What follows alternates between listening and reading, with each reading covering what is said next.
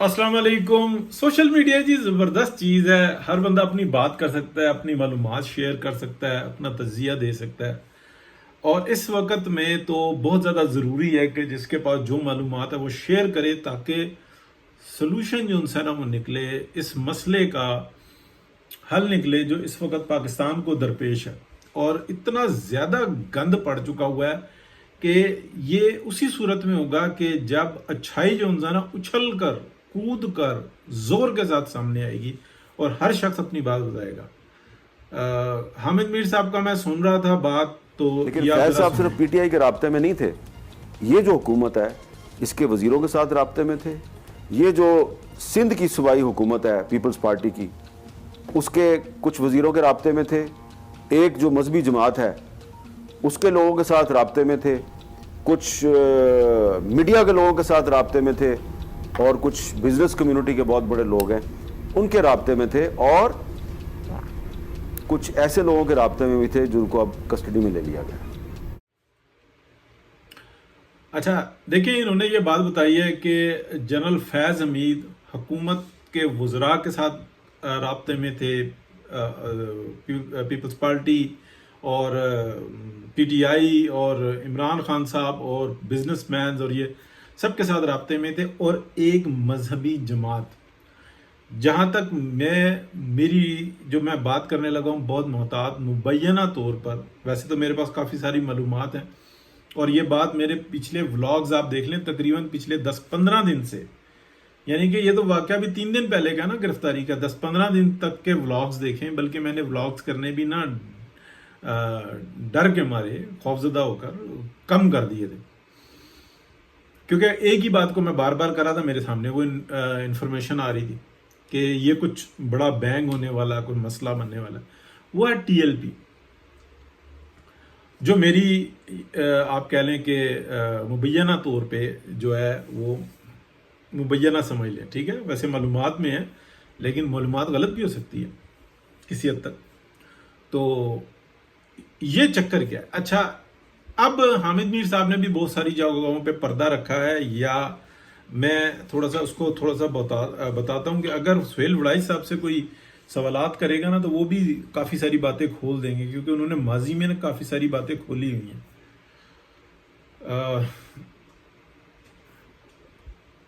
फैज़ हमीद साहब हमारे सदर पाकिस्तान के साथ भी राब्ते में थे, वज़ीर आज़म के साथ भी राब्ते में थे, उनके बच्चों के साथ भी राब्ते में थे, कई एक वज़रा के साथ भी राब्ते में थे।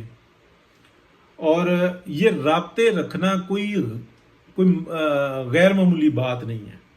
सियासतदान इस बात का हक रखता है कि वो शैतान इब्लीस से लेके हर एक से राब्ता करे, शर को ख़त्म करे और खैर के लिए रास्ता निकाले।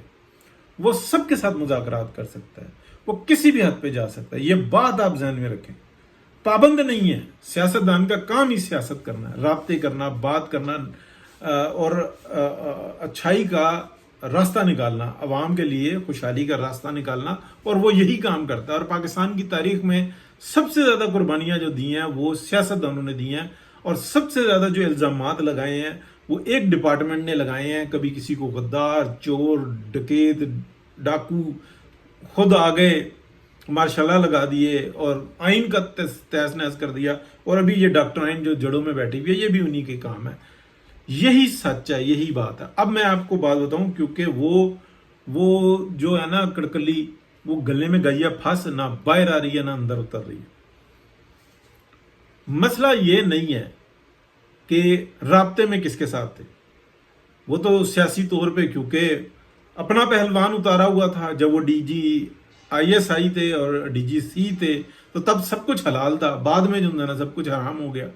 जब बस से बात बाहर निकलने लगी तो सब कुछ हराम हो गया।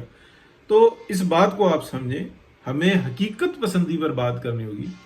इन सब के साथ राब्ते में थे कि ऐसे कर लो, ऐसे कर रहा हूँ, वरना मैं ये कर दूंगा, वरना मैं ये कर दूंगा। सब मेरे साथ हैं, जजेस मेरे लिए काम करते हैं। 8 जजों ने सारे निज़ाम की वाट लगा के रख दी, कोई पूछने वाला नहीं है। क्या ये मुल्क से गद्दारी नहीं है कि आइन को तोड़ के उन्होंने आइन की धज्जियां बखेर के रख दी? अब कहते हैं तफसीली फैसले के लिए हमारे पास टाइम नहीं है, कोई पूछने वाला नहीं है।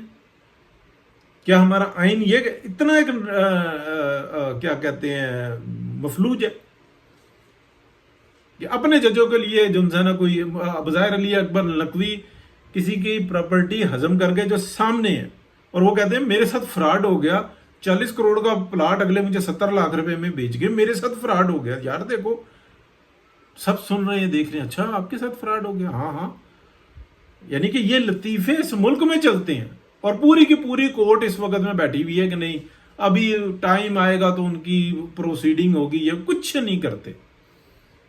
تو مسئلہ یہ ہے کہ وہ ایسی کیا بات ہوئی, وہ کیا بات ہوئی یا وہ کیا بات ہونے جا رہی تھی کہ یہ تو تقریباً آپ سمجھ لیں کہ جب پی ڈی ایم کی حکومت تھی اس سے لے کے ابھی تک یہ سارا طے تھا کہ یار کورٹ مارشل کرنا ہے, سارے ایویڈنسز موجود ہیں, سب چیز موجود ہے, لیکن وہ سب یہ کہتے تھے کہ یار اس کا کریں گے تو اس کا بھی آ جائے گا, اس کا کریں گے تو اس کا بھی آ جائے گا, اس کا کریں گے تو اس کا بھی آ جائے گا.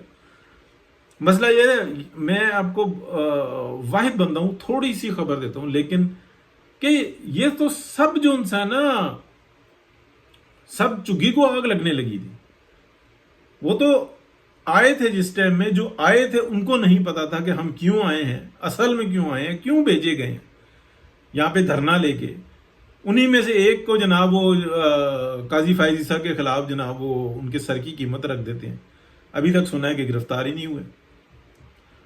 اب کیا کہتے ہیں اس قسم کی باتیں, اور پھر وہ تیر جو انسان کان کے بالکل نزدیک سے نکلا, اس لیے کہ وہ آگ جس طرح کی بھڑکانا چاہ رہے تھے وہ بھڑک نہیں رہی تھی. اور اس کی بہت ساری وجوہات ہیں. کوئی پاکستان کے اندر اگر کوئی آگ لگا رہا ہے تو کوئی آگ بجھا بھی رہا ہے. کسی کے اگر انٹرسٹ اس میں ہے کہ پاکستان کے اندر آگ لگے تو کسی کا انٹرسٹ اس میں بھی ہے کہ پاکستان کے اندر امن ہو, پاکستان کے اندر معیشت بہتر ہو, پاکستان کے عوام خوشحال ہو اور ہمارے لیے رستہ نکلے یہاں سے. کیونکہ اب زور زبردستی پہلے طریقوں سے نہیں ہو سکتی تھی کہ لشکر کے لشکر چڑھائی کر دیں. یہاں پہ صورتحال یہ بنی ہوئی ہے کہ رشیا اور دیگر ریاستیں جو ہیں نا وہ یہ کہہ رہی ہیں کہ ٹھیک ہے بس پاکستان کے حالات ٹھیک کرو, افغانستان کے اندر ہم خود نمٹ لیں گے. مینز یہ کہ ان کو بھی معاشی طور پہ بہتر ہونا ہے, وہ اتنی سٹرگل کر کے آئے ہوئے ہیں, ان کے مفادات جو مرضی سے, سوچ کو تبدیل کس طرح سے کیا جا سکتا ہے وہ ایک علیحدہ ایشو ہے, اس کے اوپر علیحدہ بات کرتے ہیں. یعنی کہ پاکستان تو راستہ بنا ہوا ہے. تو جو حامد میر صاحب نے بات کی اور جو یہ بات ہے پچھلے سیکوینس میں بتایا, وہ سب کے ساتھ رابطے میں تھے.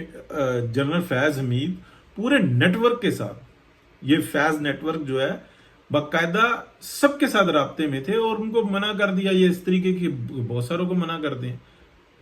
یعنی کہ اگر آپ دیکھیں تو اگر ہاں ایک بات میں ضرور کہہ سکتا ہوں کہ اگر خدا نخواستہ اس نیٹ ورک کو پورے طریقے سے نہ توڑا گیا تو معاملہ خراب ہو جائے گا. اور جو کوشش کر رہے ہیں نا بچا رہے ہیں سامنے آگے, ان کے بھی علم میں محدود معلومات ہے. ان کو یہ پتا ہے کہ کچھ ہونے لگا تھا, کیسے ہونے لگا تھا. میرا خیال ہے کہ ہو سکتا ہے بہت زیادہ انفارمیشن ہو, لیکن میں نے آپ کو یہ بتایا کہ یہ جو اچانک سے یہ جو ہوا نا, کہ فائلیں تو بہت ریڈی تھیں کہ کر لیں نہ کریں, کر لیں نہ کریں, معیشت ہو سکتا ہے ویسے ہی اٹھ جائے. سسٹم بیٹھ رہا تھا, کلیپس کر رہا تھا, کیونکہ یہ سسٹم جو نا چلانا شہباز شریف صاحب کے بس کی بات بھی نہیں ہے. ہاں یہاں پہ نواز شریف جیسا بندہ جو نا اس ساری صورتحال کے اندر اگر اس کی کیپٹنسی ہو, وہ وزیر اعظم ہو, تو وہ بہتر طریقے سے نکال سکتا ہے. کیونکہ جیسی اسٹیبلشمنٹ بات کرتی ہے نا, شہباز شریف صاحب تو کہتے ہیں کہ میں الٹا ہو کے لیٹ جاتا ہوں, تمہارا جو دل کرتا ہے کر لو. میاں نواز شریف ایسے نہیں ہے, وہ کہتے ہیں کہ نہیں یہ طریقہ کار ہے, اور یہ سٹیٹس ایسی ہی چلتی ہیں. اور یہ جو نیا اگر کوئی پروگرام جو کہ نظر آ رہا ہے نا کہ ایک نئی ڈاکٹرائن, تو وہ بھی نہیں چل سکتی. یہی حقیقت ہے.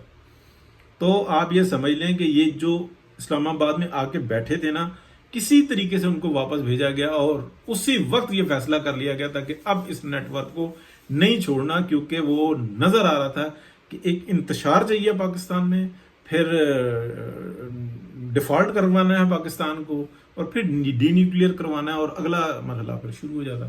اس سے زیادہ کھل کے بات نہیں کی جا سکتی. اس کے تمام جگہوں پہ اتنے فوٹیجز موجود ہیں جس کا کوئی حساب نہیں. تو حامد میر صاحب نے جو ایک بات بتائی ہے نا کہ وہ ایک مذہبی پارٹی سے بھی رابطے میں تھے, یہی بہت بڑی بات ہے.